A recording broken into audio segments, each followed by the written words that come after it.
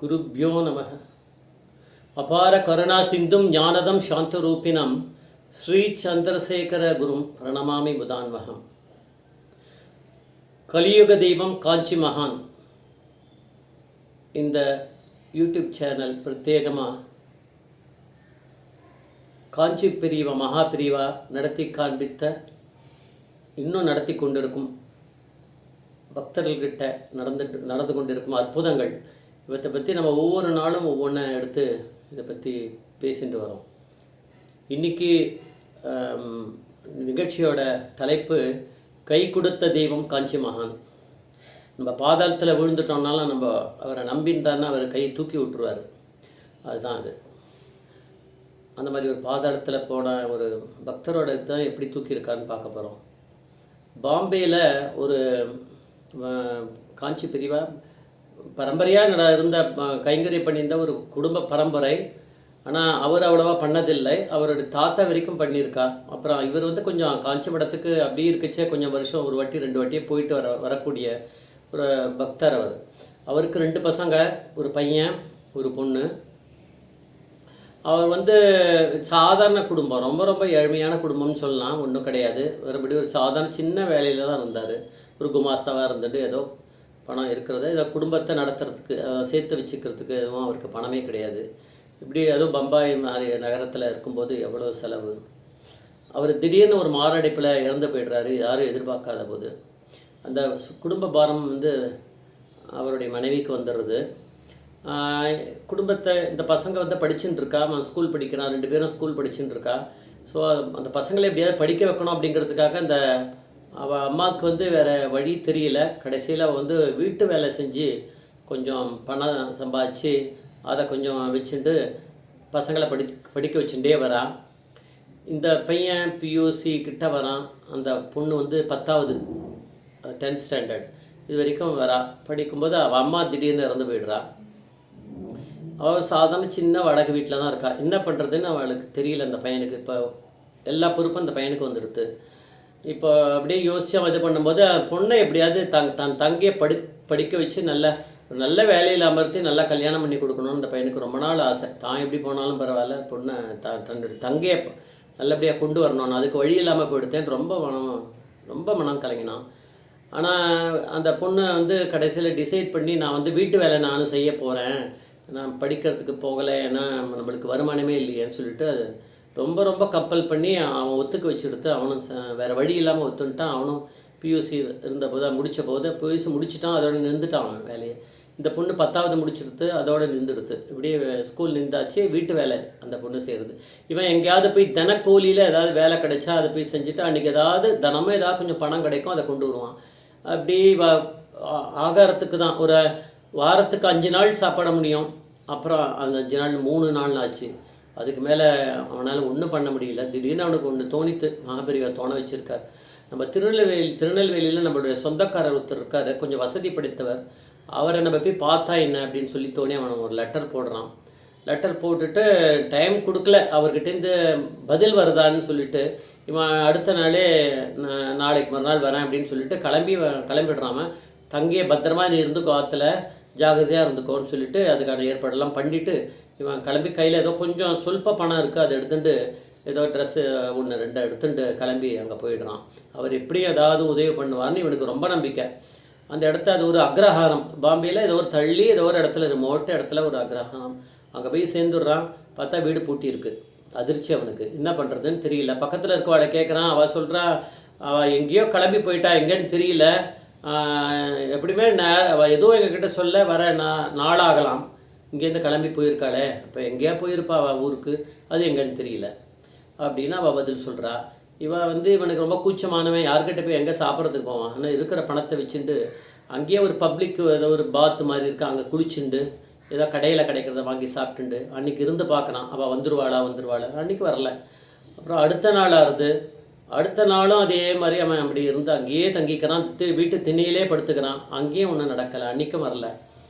அப்போ அதுக்கும் அடுத்த நாள் காலத்தால் யாரோ ஒருத்தர் நடந்து போகிறவர் அந்த இதில் இருக்க அக்ரஹத்தில் இருக்க ஒரு பிராமணர் சொல்கிறாரு, இன்னும் தம்பி இங்கே உன்னை பார்த்துட்டுருக்கேன், நீ எங்கே அவரே எல்லாத்தையும் சொல்லி அவன் புலம்புறான். சரி காஞ்சி பிரிவா அங்கே வந்திருக்காளே, ஸோ இந்த திருநெல்வேலி இல்லையா, அது திருநெல்வேலிக்கு போயிட்டாங்க. இவன் போன இடம் திருநெல்வேலி, அங்கேருந்து பாம்பேலேருந்து திருநெல்வேலிக்கு போய் சேர்ந்துட்டான்.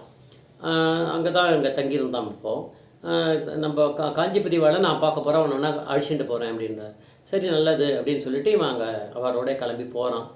அங்கே போனவுடனே இதில் பெரிய ரஷ், அங்கே ஒரே கூட்டம், பக்தர் கூட்டம். அங்கே அவன் க்யூவில் நின்றுட்டுருக்கான். தரிசனம் கிடைக்குமோ கிடைக்காதோ தெரியலையே அப்படின்னு. அப்படி இருக்கும்போது திடீர்னு ஒரு பெரிய மனுஷர் மாதிரி இருக்கார் ஒருத்தர். கொஞ்சம் அவர் அந்த பக்தர் தான், அவரும் அந்த ஏதோ அங்கே வந்தவர் தான். அவர் பெரியவா உங்களை கூப்பிட்றாரு, உத்தரவாருது வாங்க அப்படின்னு. அந்த பையனை, சின்ன பையன் பியூசி படிச்சு வந்தானே, அந்த பையனை கூட்டின்னு போகிறார். அவன் போய் நிற்கிறான். எதிர்க்கு இருந்தவொடனே, உங்கள் அப்பா இன்னாரோட பையன் தானே, நீ இன்னாரோட இவர் தானே உங்களுக்கு தாத்தா அப்படின்னு எல்லாத்தையும் அவருடைய பரம்பரையை சொல்கிறார் அவர். அவங்க அப்பா அப்படி இருக்குச்சே எப்பயாவது வருவார் மடத்துக்கு. அது இப்போ எவ்வளோ நாள் எடுத்து எப்படி இருந்தாலும் மகாபிரியவா பிரத்யக்ஷ பரமேஸ்வரனால அவர் எல்லாமே ஞானத்திலே சொல்லிடுவார். அவங்க தாத்தா நிறைய கைங்கரியம் பண்ணியிருக்காரு இப்படிலாம் சொல்கிறாரு. ஆனால் இதெல்லாம் எப்படி அவர் இப்போ இந்த பையனை பார்த்து ஞாபகம் வச்சுருக்காரு, சின்ன குழந்தையாக பார்த்துருக்க முடியும். ஏன்னா அவர் மட்டும்தான் மடத்துக்கு வருவார். ஒன்றும் புரியலை இவனுக்கு. ஆமாம்மான்னு தலையாட்டுறான். இப்போ உனக்கு என்ன வேணும் அப்படின்னு கேட்குறாரு. அந்த பையன் அவனுடைய துக்கத்தெல்லாம் கொட்டி திழுத்துறான். சரி, அப்போ உங்க கூட யார் இப்போ இருக்கா அப்படின்னு கேட்குறா. என்னுடைய தங்க இருக்கா, அவளை நான் ஒரு படிக்க வச்சு ஒரு நல்ல இடத்துக்கு அவளுக்கு கல்யாணம் பண்ணி கொடுக்கணும் அவள் அப்படின்னு எனக்கு ஆசை பிரிவா. அதுக்கு வழி இல்லாமல் இப்போ தவிச்சுன்னு இருக்கேன். பள்ளத்தில் விழுந்துட்ட மாதிரி இருக்குது, என்னை தூக்கி வரத்துக்கு யாரும் இல்லை, என்ன பண்ணுறதுன்னு தெரியல, இதான் உங்ககிட்ட வந்திருக்கேன் அப்படின்றாரு. அவர் சொல்கிறாரு, நீ யாரை எதிர்பார்த்து வந்தியோ நீ லெட்டர் போட்ட இல்லையா, அப்போ அவர் உன்னை ஏமாற்றிட்டு போயிட்டார். அவர் உங்ககிட்ட முடிக்கக்கூடாதுன்னு பயந்துட்டு போயிட்டார். நீ நம்பி பிரயோஜனம் இல்லை, நீ என்ன பண்ணு, இந்த பிரசாதம்லாம் வாங்கிக்கோ நீ சொல்லிட்டு, யார் உன்னை நீ எப்படி இங்கே வந்த இப்போ அப்படின்னு கேட்குறாரு. ஒன்றும் தெரியாத மாதிரி. உடனே அங்கே பக்கத்தில் இருந்த பெரிய மனுஷன் அவர் தான் போய் கூட்டின்னு வந்தார். பெரியவா அங்கேருந்து ஓடி வராரு. பெரியவா நீங்கள் தானே இவனை கூட்டின்னு வர சொன்னீங்க. இப்போ பெரிய கிருஷ்ணர் மாதிரி நாடகம் ஆடுறாரு. இவர் பண்ணி தூண்டி விட்டதே இவர் தான். இப்போ யார் உன்னை கூட்டின்னு வர சொன்னான்ற மாதிரி கேட்குறாரு பெரியவா. அப்புறம் அதுக்கு ஒரு பதில் சிரிப்பு தான். அவர் புன்சிரிப்பு சிரிச்சுட்டு, சரி நீ ஒன்று பண்ண, இவனுக்கு ஆகாரம் பண்ண வச்சு இந்த பையனை திருப்பி பாம்பேக்கு அனுப்புறதுக்கு டிக்கெட் வாங்கி கொடுத்து அவனை அமுச்சு விட்டுடு அப்படின்னு சொல்லிட்டு, இந்த பையனை நீ போயிட்டு வாப்பா, எல்லாம் நல்லபடியாக நடக்கும், போயிட்டு வா அப்படின்னு சொல்லிட்டு, அவனோட ஆசையெல்லாம் பூர்த்தி ஆகும்னு சொல்லிட்டு ஆசீர்வாதம் பண்ணி அமுச்சு விட்டுறாரு. அவர் டிக்கெட் வாங்கி கொடுத்து அவனை ட்ரெயின் ஏற்றி விட்டுறாரு திருப்பி பாம்பேக்கு.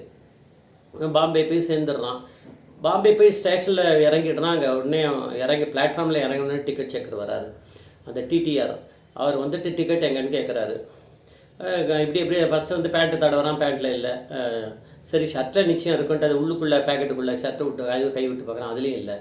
சரி அந்த வந்த பையில் தான் இருக்கணும், வேறு வழியே இல்லை, நிச்சயம் வாங்கினா கையில் தான் வச்சுட்டோம், எங்கே போகும் அப்படின்னு சொல்லிட்டு அதில் பார்க்குறான், அதுலேயும் காணோம். முழிக்கிறான். உடனே அவர் என்ன பண்ணுவார், டிக்கெட் செக்கரை இவனை போலீஸில் தான் பிடிச்சி கொடுக்கணும், ரயில்வே போலீஸில். மனசுல நினச்சிட்டு, சரி அவர் என்ன நினச்சாரு இவனுக்கு தெரியாது, அப்படி நில்லு அப்படின்னு சொல்கிறாரு. விட்டு அவர் அந்த இடத்துல ஒரு பிளாட்ஃபார்ம் மேலே உட்காந்துட்டு அவர் என்னென்னோ அவர் ஆஃபீஸ் வேலையெல்லாம் பண்ணிட்டு இருக்காரு. ரொம்ப நேரம் 15-20 நிமிஷம் ஆகுது. இந்த பையன் கையை கட்டிட்டு பக்கத்துலேயே விரும்ப நிற்கிறான். ரொம்ப நேரம் இருந்தோடனே திரும்பி பார்த்துட்டு, ஏண்டா தம்பி நீ எதுக்கு இங்கே நிற்கிற அப்படின்னு கேட்டார். அவன் ரொம்ப நியாயமானவன். ஏன்னா அந்த பசங்க 2 பேரையுமே அவள் அப்பா அம்மா ரொம்ப அவளுக்கு செல்வம் இல்லைனாலும் இந்த குணத்தை கொடுத்து நல்லபடியாக வளர்த்துருக்கா. உண்மையை மட்டும்தான், சத்தியம் பேசுவா, யாருக்கும் எந்த துன்பத்தையும் தரமாட்டா. அந்த மாதிரி, மாமா நீங்கள் தான் நீங்கள் நிற்க சொன்னீங்க, அதுதான் நிற்கிறேன், நான் ஒன்று நிற்க சொல்லியே அப்படின்றாரு. இல்லை மாமா நீங்கள் தான், நான் டிக்கெட்டு தொலைஞ்சு போய் எடுத்தேன் தொலைஞ்சிருத்து, அதனால் என்னை போலீஸ்கிட்ட பிடிச்சி கொடுக்க போகிறீங்கன்னு நினச்சி நான் இங்கே நின்றுட்டுருக்கேன், நீங்கள் ஆக்ஷன் எடுக்க போகிறீங்கன்னு அப்படின்றாரு. அப்போ அவருக்கு தோன்றுறது, இந்த பையன் கொஞ்சம் நியாயமானவனாக இருக்கானே அப்படின்னு மனசில் ஒரு ஸ்ட்ரைக்காக இருந்து, சரி வா அப்படின்னு கிளம்பி போகிறாரு. அப்போ திருப்பி போலீஸ்கிட்ட தான் கொடுக்க போகிறாருன்னு நினச்சி போகிறான். அவர் ஆஃபீஸ் ரூம் அங்கேயே இருக்குது ஸ்டேஷனில், அது உள்ளே போகிறாரு. அதில் போய் உட்காந்துட்டு திருப்பி வேலையை பண்ணிகிட்டே இருக்கார். இந்த பையன் அங்கேயே கையை கட்டி நின்றுட்டுருக்கான். அப்புறம் அவர் மனசில் வேறு ஏதோ ஓடின்னு இருக்கு. சரி நீ உன்னுடைய கதை என்ன அதெல்லாம் சொல்லு அப்படின்றாரு. எல்லாத்தையும் நான் அவனுடைய பேக்ரவுண்ட், ஃபேமிலி பேக்ரவுண்ட் எல்லாம் சொல்கிறான். அப்புறம் நான் காட்சி மகானை பார்த்தேன், அவர் தான் எனக்கு ஆசீர்வாதம் பண்ணார், எல்லாம் நல்லபடியாக நடக்கும், போயிட்டு வான்னு ஆசீர்வாதம் பண்ணார் அப்படின்னு சொல்கிறான். ஓ காட்சி மகானை பார்த்தேன் அப்படின்னு சொல்லி தலைக்கு மேலே நமஸ்காரம் பண்ணிக்கிறாரு. அப்படின்ட்டு, அந்த மகானையா பார்த்தேன் அப்படின்னு சொல்லிட்டார். சரி நீ ஒன்று பண்ணு, நீ உன் தங்கையும் கூட்டின்ட்டு எனக்கு இன்றைக்கி சாயங்காலமே என்னை பாரு, ஏன்னா பாம்பேயில் தான் அவர் இருக்கார், அவர் வீடு பாம்பேயில் தான், அவர் டிடிஆர் அந்த இடத்துல ஸ்டேஷனில். என்ன எதுக்குன்னு தெரியல அவனுக்கு. போயிட்டு தங்கையை கூட்டிட்டு சாயங்காலம் வந்து பார்க்குறான். பார்த்த உடனே அவர் சொல்கிறாரு, நீ எங்கள் கூடயே தங்கிக்கோ, நான் வந்து உங்களுக்கு படிக்க வேண்டியதெல்லாம் நான் பார்த்துக்கிறேன். அந்த பையனை பியூசிக்கு மேலே காலேஜ் சேர்த்து விட்றாரு. இந்த பொண்ணை வந்து ஸ்கூலில் திருப்பி படிக்கிறதுக்கு சேர்த்து விட்றாரு. அது படிச்சுன்னு இருக்கு. அவள் இங்கேயே இருக்கா. இப்போ என்னென்ன இருக்கா எல்லாத்தையும் எடுத்துன்னு வந்துட்டான். அந்த வீட்டையும் காலி பண்ணி இங்கே வந்துட்டான், அவளோடையே இருக்கான். இவள் வந்து ஒரு இந்த டிடிஆர் அவருடைய பொண்டாட்டி 2 பேர் தான். 2 பேருக்கும் குழந்தை இல்லை. இப்படியே இவளை வளர்த்துட்டு வரா. இதுங்களும் தன் பழைய இதெல்லாம் மறந்து போய் இவளை அப்பா அம்மாவே நினச்சி பாவித்து அவளுக்கு கூட பாசமாகவே இருக்க ஆரம்பிக்கிறதுங்க. இப்படியே இருக்கும்போது திடீர்னு அந்த டிடிஆர் வந்து எல்லாத்தையும் எழுதி வைக்கிறார். இவளுடைய சொத்துலாம் எப்படி பிரியணும், என்னுடைய இது வந்து சொத்தை வந்து 1 பங்கு என்னோடய பொண்டாட்டிக்கு போனோம், இன்னும் 2 ஒவ்வொரு பங்கு வந்து இந்த பசங்க 2 பேருக்கும் போனோம். இவளை வந்து அடாப்ட் பண்ணிட்டார் அவர் வந்து எடுத்துட்டார், ஸ்வீகாரம் பண்ணிட்டார் 2 பேரையுமே. அதனால் 3 பங்காக 4 பங்காக பிரிக்கணும்னு பண்ணார். அந்த 1 பங்கு வந்து ஒரு பொது காரியங்கள்லாம் காரியங்கள் பண்ணுறதுக்கு இந்த பசங்களோ அவளோ சேர்ந்து எல்லாருடைய அனுமதியோடு சேர்ந்து யாராவது பண்ணுவாய் வாளுக்குள்ள, அதுக்கு வந்து அப்படின்னு சொல்லி அவர் எழுதி வச்சுட்டார். அவர் ஆனால் இவர் ஏதோ ஒரு வீட்டில் இருக்காருன்னு நினச்சா அவருக்கு நிறைய சொத்து இருக்குது, நிறைய எக்கச்சக்கமான சொத்து இருக்குது அப்படின்றது அதில் தெரியுது. சொத்தில் பெரிய பணக்காரராக இருந்திருக்கார் அவர். ஏன்னா டிடிஆராக இருக்கிற தவிர அவருக்கு வந்து வசதி நிறைய இருந்திருக்கு. இப்போ வந்து அவர் செத்து அவர் திடீர்னு இறந்து போயிடுறாரு. இப்போ அந்த டிடிஆர் இறந்து போயிடுறாரு. இப்போ மனைவி இருக்கா. அப்புறம் திடீர்னு பார்த்தா கொஞ்ச நாள் இவளுக்கெல்லாம் அந்த சொத்து எல்லாம் பிரிக்கிறது அதெல்லாம் வந்துடுத்து. இவள் ஒவ்வொருத்தருக்கு சேர்ந்துருது. இந்த பொண்ணுக்கு வந்து ஒரு நல்ல இடத்துல கல்யாணம் பண்ணி கொடுத்துட்றா அவள், அந்த மாமி. அந்த பொண்ணு நல்ல இடத்துல போய் சேர்ந்துடுறா. இந்த பையன் வந்து ஒரு வேலையில் சேர்ந்துடுறான். வேலையில் படிச்சுட்டு வேலை சேர்ந்த பிறகு அவனுக்கு பொண்ணு கிடைக்காமையே கொஞ்சம் வயசாகிடுறது. இப்படி திடீர்னு அனாதை ஆசிரமத்தில் போயிட்டு ஏதாவது நல்ல பொண்ணாக இருந்தால் பார்த்து கல்யாணம் பண்ணிக்கலான்னு அவன் ஒத்துக்கிறான். அது மாதிரி கல்யாணமும் அந்த பையனுக்கு ஆகிடுறது. அந்த மாமி கூடியே இருக்கா. இப்போ திடீர்னு அந்த மாமியை செத்து போய்ட்றா. இப்போ யாரும் இல்லை. இவனுக்கு என்ன ஒரு சந்தேகம்னா, அந்த தங்கைக்கு ஒரு பாகத்தை கொடுத்துட்டான், இவனு ஒரு பாகத்தை எடுத்துட்டான். அந்த பொண்டாட்டிக்கு வந்த பாகமும் வந்து இதுவும் சேர்ந்து தான் இப்போ 2 பாகமாக சேர்ந்து அது வந்து இதுக்கு போகும், இந்த மாதிரி தான தர்மம் பண்ணுறதுக்கு போகும். இப்போ 2 பார்ட் வந்து தான தர்மம் போகணும். இப்போ இதை எப்படி பண்ணுறது அப்படின்னு அவன் திங்க் பண்ணி மண்டையை போட்டு குழப்பிக்கிறான். இது எப்படி பண்ணுறது, என்ன பண்ணுறதுன்னு தெரியலையேன்னு. அப்போ அவனுக்கு உடனே நம்மளை இந்த மாதிரி கை கொடுத்து தூக்கினவர் அந்த மகான் தானே, அவர் போய் காஞ்சி மகானை போய் பார்க்கலாம் அப்படின்ட்டு காஞ்சிபுரத்துக்கு கிளம்பி இப்போ வரான். காஞ்சிபுரத்துக்கிட்ட வந்து நிற்கிறான். இந்த உடனே அவர் வந்து அப்போ எவ்வளோ இதுவாக எடுத்து அப்போ வந்து இப்போ திருப்பி எவ்வளோ வருஷம் எடுத்து இருந்தாலும் திருப்பி வந்து சொல்கிறாரு, என்ன அவள்லாம் காலாவதி ஆகிட்டாள், அவள்லாம் உன்னை வளர்த்தவாளாம் அப்படின்னு கேட்குறாரு. தங்கைக்கு கல்யாணம் பண்ணி கொடுத்துட்டியோ அப்படின்னு கேட்குறாரு. எல்லாத்தையுமே அவரே சொல்கிறாரு, இவன் எதுவுமே சொல்லலை. இப்போ நான் வந்ததுக்கு என்னுடைய சந்தேகம் பெரியவா, நீங்கள் தான் தீர்த்து வைக்கணும். அந்த ஒரு 2 பங்கு இருக்குது, அதை நான் எப்படி செலவழிக்கணும்னு எனக்கு தெரியல அப்படின்னு சொல்கிறாரு. அதுக்கு அவர் ஒரு இது சொல்கிறார், நான் சொல்கிறேன் உனக்கு, நீ அந்த பணத்தை வச்சுட்டு நீ ஒரு ட்ரஸ்ட் மாதிரி வச்சுக்கோ, வச்சுட்டு அதில் வந்து அநாத குழந்தைகள் அதெல்லாம் படிக்கிறதுக்கு அதுக்கு அவளுக்கு அந்த மாதிரி ஒரு இதை பண்ணு. அப்புறம் நிறைய பேர் வந்து இந்த மாதிரி முதியோர் இல்லத்தெல்லாம் இருக்கா நிறைய பேர், அந்த மாதிரி சில முதியோர் இல்லங்களுக்கு அதை வந்து எப்படி வந்து அந்த பணத்தை வச்சுட்டு அதை வட்டியை வச்சுன்னு அவளுக்கு எப்பயுமே மாசாந்தரம் ஏதாவது ஒரு இதுக்கு கொடுக்க முடியுமா அப்படிங்கிறத வச்சு நீ பண்ணிக்கோ அப்படின்னு சொல்லி அவனுக்கு இது பண்ணுறாரு, சொல்கிறார் அவர். அவன் நமஸ்காரம் பண்ணிவிட்டு எனக்கு ரொம்ப சந்தோஷம் தெரியவா, நான் இதே மாதிரி பண்ணுறேன் அப்படின்னு ஆசீர்வாதம் வாங்கின்னு கிளம்பி போயிடுறான். அதுக்கப்புறம் வந்து அவன் போய் வேலையே விட்டுடுறான். அதான் அவன் பெரிய, அவனுடைய வேலையை விட்டுட்டு அவன் இந்த ட்ரஸ்ட்டை ஏற்படுத்தி இதை பண்ணுறதே நம்ம தொழிலாக இருக்கட்டும், நம்மளுக்கு எதுக்கு இனிமேல் வருமானம் அப்படின்னு ஞானம் வந்துடுறது. அவன் அந்த மாதிரி பண்ணுறான். அந்த மாதிரி பெரியவாளுக்கு கைங்கரியம் பண்ணியிருந்த அந்த காலத்தில் பண்ணியிருந்த அந்த தாத்தா, இந்த பையனோட தாத்தா, இந்த குடும்பம் அதுக்கப்புறம் ஒன்றும் அவ்வளோவா டச்சு கிடையாது. அதுக்கு பரிபலனா இந்த மாதிரி மகாபெரிவா வந்து பாதாளத்தில் விழுந்த அந்த குடும்பத்தை தூக்கியிருக்கார். கை கொடுத்த தெய்வமாக நம்ம காஞ்சி மகான் வந்து இருந்திருக்கார் அப்படிங்கிறது தான் இந்த கதை. இது உண்மையாக நடந்தது. ஏதோ சினிமா கதை மாதிரி தெரியும், ஆனால் எல்லாமே அவன் எதுவாக போனால் ஆனால் எப்படியோ நடந்துருது. ட்ராமேட்டிக்காக எல்லாமே நாடகம் மாதிரி எல்லாமே நடந்து முடிஞ்சு இந்த குடும்பம் நல்லபடியான ஒரு இந்த பையனும் இந்த பொண்ணும் நல்லபடியான ஒரு ஸ்திதிக்கு வந்துட்டா அப்படிங்கிறது தான் இந்த நிகழ்ச்சி. இதாக பாப்பா நம்மக்கிட்ட சம்பாஷணை பண்ணுவாள். ஜெய ஜெய சங்கர, ஹரஹர Sankara. Today's incident is about a family which was residing at Mumbai when Mahaperiyava has not attained Siddhi. This family had 4 members in their house, husband and wife, a girl, daughter and a boy. The head of the family was not very rich and was working in a normal concern. Then days passed by. After a few days, the father passed away. But this family had a very good history that all their ancestors had been devotees of Mahaperiyava, and especially their grandfather. And then the mother had the burden of the entire family. She worked as a servant maid, and then when the boy was doing PUC at that time and the girl was in the 10th standard, she had just educated them. After that, after a few years or so, the mother also passed away. So before he could even reach PUC, the father passed away and the mother has educated him up to the PUC level, and when the mother passed away, the girl was in the 10th standard. They did not know how to have their food as they didn't have any savings or anything. So the sister told that she would also work as a servant, as though her brother's desire was to get her well educated and married. There was no option because they had no money. So the sister also continued the work of her mother. But one day the boy had an idea to visit his relative at Tirunelveli and dropped a letter. Before he could get a reply, he started from Mumbai to the Agraharam at Tirunelveli. And then he was waiting for his relative, but nobody turned up. For 1 or 2 days, he just managed getting the food nearby. The boy also worked as a daily worker when he was at Mumbai, and now with little earnings, he reached from Mumbai to Tirunelveli. Then one day, when he was lying down outside in a house, a trespasser came there and told the boy that Kanchi Mahaan has camping at Tirunelveli and you can also come with me.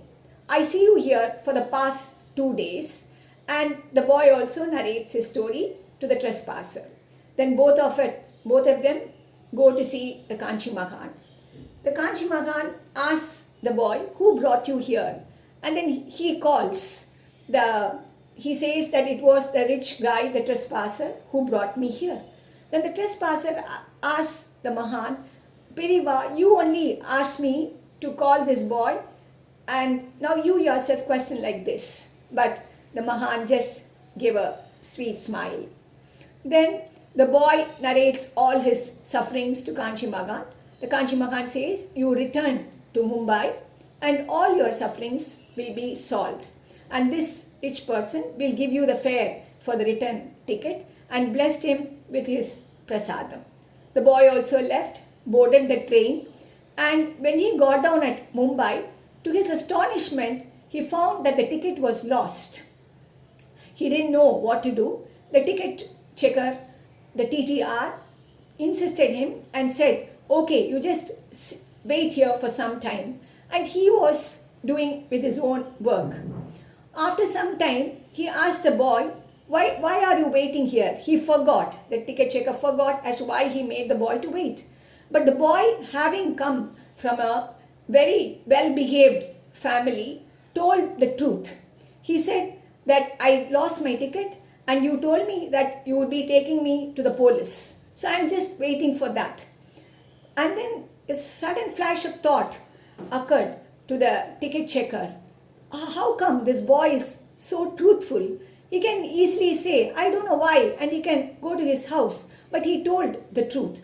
Then the ticket checker told, you come with me. He took him again to a lounge and started working again. But that boy was once again patient, waiting for 2 or 3 hours. And after that, the ticket checker told, that you can come to my house. He asked the whereabouts of the boy, and the boy, as usual, narrated. And he said that he was returning from Tirunelveli after having the darshan of Kanchi Mahaan. Kanchi Mahaan should have only made the ticket checker to make this small boy to come with him. And then he said, I have my sister also at home. I will bring her. And then after some few days, he packed his old house and they both shifted to the house of the ticket checker. He said the ticket TTR told that he would educate them and they both of them can stay with them. He adapted both of them. The girl continued her schooling. The boy also got his further education. Then after a few days, the TTR also passed away. But before he passed away, he wrote a will with his property, with whatever property he had, and he had lots of property. You cannot think he was just a TTR. His job was only a pastime for him. He wrote one of his share to the boy whom he adopted, one share to the girl, one share to his wife, and one more share to the charities, which should be managed by all three of them. After a few days, the TTR also passed away, and then the kids were with his wife, TTR's wife. After that, the girl got married. The boy was in a decent job. After a few days, the TTR's wife also passed away. So the boy decided that he can give one of the property share to his sister, one he can take it to himself. Then the property owned by his adopted mother, what could I do with that? Then suddenly struck him that this new life has been brought about only with the blessings of Kanchi Mahaan, and it is better that I go and have his advice. He came to Mahaperiyava, and Mahaperiyava guided him, telling him that you can spend one of the both the share, that is the one which his father has already meant for the charities and one written for his adopted mother, to educate the orphans for the old age home, and in that way you can carry on. So why did Mahaperiyava bless all this to the child? He will bless anyone and everyone, but particularly he is from a family where his ancestors has worshipped and has done Kaingarya to the Shankaracharya Mutt. So as Prati Upakara, he had assisted, I cannot say he had assisted, he has saved the boy from a life which could have been a torture for both the boy and the girl had not the TTR adapted them. So who made the TTR to adapt them? And do you think that just a traveler could get such a new life? Could have that boy imagined about this, that his future is going to be so and so? So Kanchi Periva is always Periva, Periva Dham, they say in Tamil. How can one forget Periva? How can one not be in life without praying to Periva? J.J. Shankara, Hara Hara Shankara. J.J. Shankara, Hara Hara Shankara. Kanchi Mahaperiyava Padame Charanam. Mahaperiyava Padame Charanam.